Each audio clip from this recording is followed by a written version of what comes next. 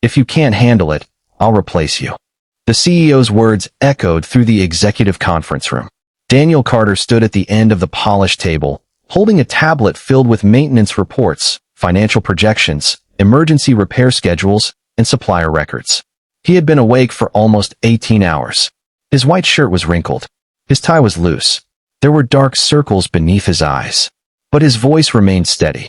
I've never said I couldn't handle it.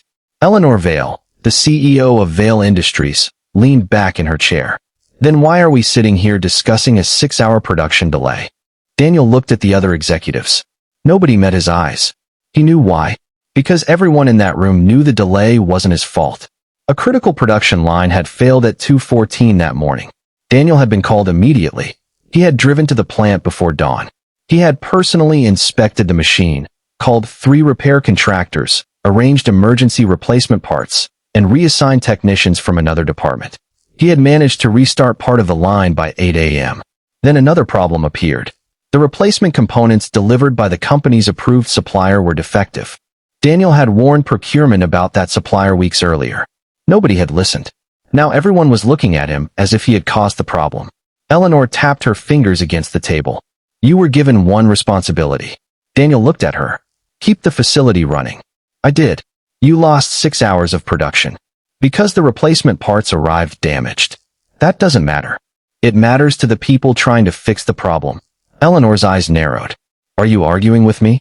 No. Because it sounds like you are. Daniel took a breath. I'm explaining what happened. You're making excuses. Daniel opened the tablet. I have the timeline. He turned the screen toward her. At 2:14, line 3 failed. At 2:27, I notified maintenance. At 2:41, I contacted the supplier. At 3:10, I ordered emergency components from our secondary supplier. He swiped. At 4:05, procurement canceled that order. The room became quiet. Eleanor looked toward the procurement director. The man shifted uncomfortably. Why was it canceled? He cleared his throat. The original supplier promised replacement parts. Daniel nodded. They promised them for 6 a.m. And they arrived at 8:17. Eleanor looked back at Daniel. Then you should have had another backup. I did. You just said procurement canceled it. Exactly. Daniel's voice remained calm. That's why we're here. Eleanor stared at him. Daniel wasn't trying to embarrass anyone. He simply wanted the truth recorded. But Eleanor didn't see it that way. She saw resistance. You've been with this company for 6 years, she said. Yes. You know what's expected of you. Yes. Then stop explaining and start solving. Daniel looked at her. I am solving it. Then why is line 3 still down? Because if we restart it now, we risk destroying the entire batch. Eleanor frowned. How much is the batch worth?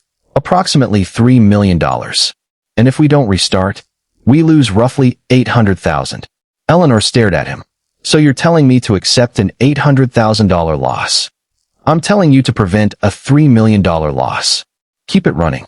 Daniel's expression changed. That's not safe. I'm the CEO, and I'm the person responsible for operations. The room went silent again. Daniel knew the moment the words left his mouth that the conversation had changed. Eleanor slowly stood. You don't get to challenge my authority. I'm not challenging your authority. You just did. No. Daniel looked directly at her. I'm challenging a decision that could cost the company millions. Eleanor's face hardened. Do you think I became CEO by being afraid of losing money? No. Then trust me. Daniel shook his head. Trust the data. Eleanor's jaw tightened. You've become difficult. Daniel almost laughed. Difficult.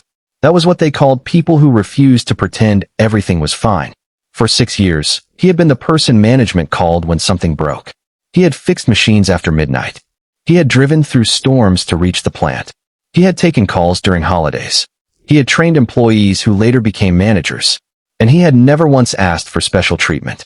But there was one thing he could no longer compromise on. His daughter. Mia was 8 years old. She had lost her mother when she was 4. Since then, Daniel had raised her alone. Every morning, he made breakfast. Every evening, he checked her homework. He attended parent meetings. He learned how to braid her hair after she told him her teacher said it looked like a bird's nest. He had missed birthday parties because of work. He had missed weekends. He had missed one school play. And 3 weeks earlier, he had missed Mia's science presentation because line 3 had broken. That night, Mia had smiled and said, It's okay, Dad. But Daniel had seen her face when she turned away. It wasn't okay. That was why he had started setting boundaries. No unnecessary overtime. No weekend calls unless there was a genuine emergency. No sacrificing every family moment for a company that could replace him in a day. And now Eleanor was threatening exactly that. She leaned toward him. If you can't handle it, I'll replace you. Daniel stared at her. For several seconds, nobody moved. Then he slowly placed his tablet on the table. Okay. Eleanor blinked. What? You've made your decision. She expected him to argue. He didn't. Daniel picked up his jacket. Eleanor frowned. Where are you going? Home. We're in the middle of a crisis. I know. You can't just walk out. Daniel looked at her. You just told me you'd replace me. That doesn't mean you resign. It means you don't trust me. That's not what I said. It is. Daniel turned toward the door. Daniel. He stopped. Eleanor's voice was quieter now. Think carefully. Daniel looked back. I have. He reached into his pocket and removed his employee badge. He placed it on the conference table. I've spent 6 years giving this company everything I had. He paused. I won't give it my daughter too. The room became completely silent. Daniel walked toward the door. Eleanor's pride prevented her from stopping him. Daniel. He paused again. She expected him to turn around. He did. But he didn't apologize. You told me you'd replace me. His voice was calm. So I'm making it easy. Then he walked out. The door closed behind him. For several seconds, Eleanor simply stared at it. The chief financial officer finally spoke. Should we stop him? Eleanor didn't answer. The operations director looked nervous. We don't have anyone ready to take over. Eleanor looked at him. Then find someone. The director hesitated. Who? Eleanor had no answer. Outside, Daniel returned to his office. He closed the door. For the first time in 6 years, he looked around and realized how much of his life he had built inside that room. There were awards on the wall, photographs of production teams, certificates, a coffee mug Mia had painted for him, a small drawing she had made when she was 5. He picked it up. It showed a stick figure holding a briefcase. Above it, in crooked letters, she had written, My dad is the boss. Daniel smiled. Then his eyes became wet. He placed the drawing carefully inside his bag. He packed his laptop, his notebook, his jacket, the photograph of Mia. Then he sat quietly for a moment. His phone buzzed. It was a message from Mia. Dad, are you coming home early today? Daniel stared at the message. For months, that question had hurt. Today, he could finally answer differently. Yes. He paused, then added, I'll be home soon. He sent it. A few seconds later, Mia replied. Yay. Daniel smiled. He stood. He handed his security badge to the receptionist. She looked shocked. You're leaving? Daniel nodded. Yes. But the plant is in crisis. I know. Who's going to fix it? Daniel glanced toward the executive floor. Someone else. She stared at him. Are you sure? Daniel looked down at Mia's drawing. For the first time, he felt certain. Yes. He walked out of the building. He didn't slam the door. He didn't shout. He didn't threaten anyone. He simply left. And within minutes, Vale Industries began discovering just how much Daniel had quietly been doing. At 11:20, the production team realized nobody knew which supplier had the correct emergency components. At 11:45, the maintenance supervisor discovered that the repair schedule Daniel had prepared wasn't in the central system. At 12:10, the client called again. At 12:30, the board demanded an emergency briefing. And at 12:47, Eleanor finally asked the question nobody wanted to answer. Where is Daniel? The operations director looked at her. He resigned. Eleanor stared. He what? He left. Call him. We tried. And he isn't answering. Eleanor picked up her phone herself. She called Daniel. No answer. Again. Nothing. For the first time that day, Eleanor felt something she hadn't expected. Fear. Not fear of losing money. Not fear of the board. Fear of realizing that she had pushed away the one person who knew exactly how to keep her company from falling apart. And somewhere across town, Daniel was sitting at his kitchen table, helping his daughter with a science project. For the first time in years, he wasn't watching the clock. He was exactly where he wanted to be. Daniel arrived home at 4:10 p.m. Mia opened the front door before he could knock. Dad. She ran into his arms. Daniel dropped his bag and hugged her tightly. You're home early. I am. Mia pulled back and studied his face. Are you okay? Daniel smiled. I'm better than okay. She tilted her head. Did you get fired? Daniel laughed. Why would you ask that? Because you said you were coming home early. He looked at his daughter. She had become too good at reading him. Daniel crouched. I decided I needed to make a change. What kind? One where I don't miss your important days anymore. Mia's eyes widened. You remembered my science presentation? I remember everything. She hugged him again. I thought you forgot. Daniel closed his eyes. That sentence hurt more than anything Eleanor had said. I won't miss it this time. Mia smiled. Promise. Promise.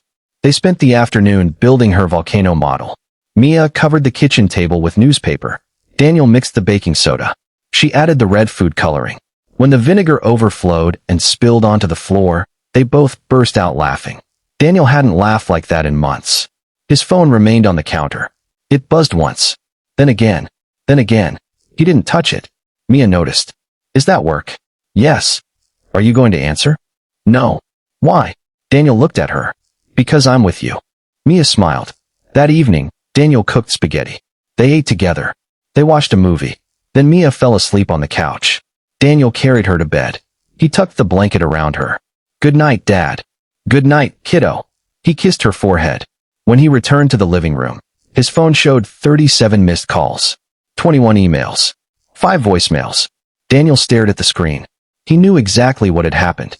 The company had finally discovered that replacing a person wasn't as easy as replacing a name on an organizational chart. He ignored the messages. The next morning, he woke up to another dozen calls. He still didn't answer. At 8:15, someone knocked on his door. Daniel opened it.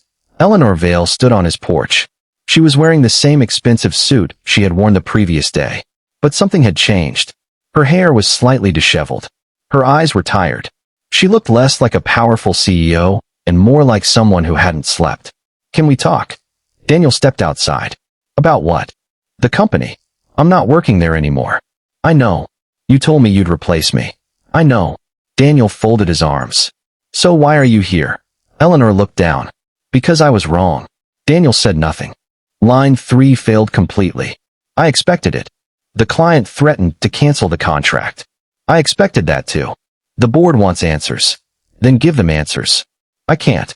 Daniel looked at her. Eleanor took a breath. I need your help. Daniel shook his head. You had your chance. I know. You made your choice. I know. You can't fire someone and then expect them to come running when you need them. I'm not asking you to run. You came to my house. Eleanor almost smiled. Fair point. Daniel waited. She finally said, come back. No. I'll double your salary. No. Triple it. No. I'll give you stock. Daniel shook his head. This isn't about money. I know. Do you? Eleanor looked at him. For once, she didn't have an immediate answer. Daniel continued. I missed my daughter's science presentation because of that company. Eleanor's expression changed. I didn't know. You didn't ask. The words hit her. She looked away. I've been so focused on numbers that I forgot there were people behind them. Daniel nodded. That's the problem. Eleanor took a breath. Tell me what I need to change. Daniel looked at her carefully. You really want to know? Yes. Then stop making people prove their loyalty by destroying their personal lives. Eleanor remained silent. Stop rewarding employees for staying until midnight when the work can be done tomorrow. She nodded. Keep going. Stop making managers afraid to tell you when you're wrong. Another nod. And stop threatening people when you're angry. Eleanor smiled faintly. That last one is definitely about me. Mostly. She laughed. It was the first time Daniel had ever heard her laugh at herself. What would make you come back? She asked. Daniel looked toward his house. My daughter. Meaning, I need predictable hours. Done. I need weekends. Done. I need the authority to stop production if safety or financial risk demands it. Eleanor nodded. Done. And I don't want to spend every evening answering emergency calls. I'll build a proper emergency management team. Daniel looked at her. You're serious? I am. He thought for a moment. I'll consider it. Eleanor smiled. That's more than I expected. She turned to leave. Then Daniel stopped her. Eleanor. She turned. There's one more thing. What? If you ever tell me you'll replace me again. She waited. I'll believe you. Eleanor nodded. I won't. 3 weeks later, Eleanor made an announcement to the entire company. Vale Industries was changing its management culture. Employees would receive protected family time. Emergency schedules would be rotated. Managers would be judged on performance, not hours spent sitting at their desks. Parents wouldn't be punished for leaving on time. Employees could report operational concerns without fear of retaliation. And most importantly, safety managers would have the authority to halt production when continuing would create unacceptable risk. The board resisted. Eleanor stood firm. This isn't a suggestion. It passed. Daniel returned under a new title, Chief Operations Strategist. But he negotiated his own terms. 4 days a week. Predictable hours. No unnecessary weekend work. Full authority over operational safety.